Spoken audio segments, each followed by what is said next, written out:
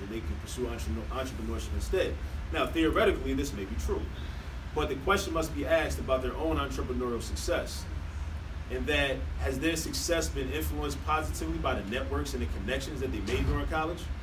And what about the life skills developed while they were on the college campus that have been applied to their businesses? Right? As W.E.B. Du Bois, again, I'll refer to Du Bois, as W.E.B. Du Bois understood per his essay from Souls of Black Folk on Mr. Booker T. Washington and others, our people require both vocational and liberal or college education. There really was no dichotomy created here, not by Du Bois. There was a false dichotomy later created by European historians that thrive on manufacturing artificial beef among Africans that has kind of distorted the message, where, you know, kind of think this is Du Bois versus Washington beef, and it really wasn't like that. I actually personally think that more college graduates should also go to trade school. Just like I also think that more trade school graduates should attend college. I think we should do both.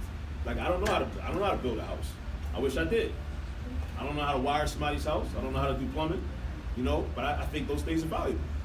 And when we understand those things are valuable, I wish I had those skills. So I think we should do both. But let's take this into consideration. Consider the plumber. If he is a business owner, does he not need to understand accounting to maintain his business records? Does he not need to have a command of marketing in order to attract more customers?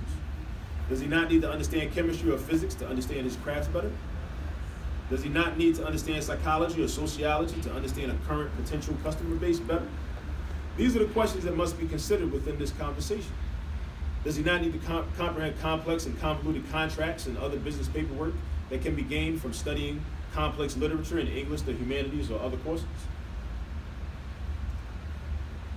So I think that this overall conversation of whether college is for everybody or the college is not for everybody, I think it should be shifted to a more meaningful one of whether students are college ready, as opposed to whether college is for them.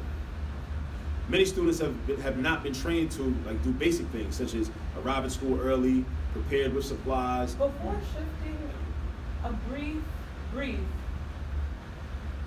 I'm almost done. Let me finish it. Hold that thought. Thank you.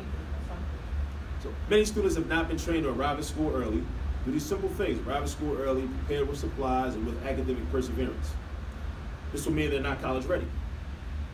Many students spend a great deal of time distracted by the happenings on their smartphones, which also means they're not college ready.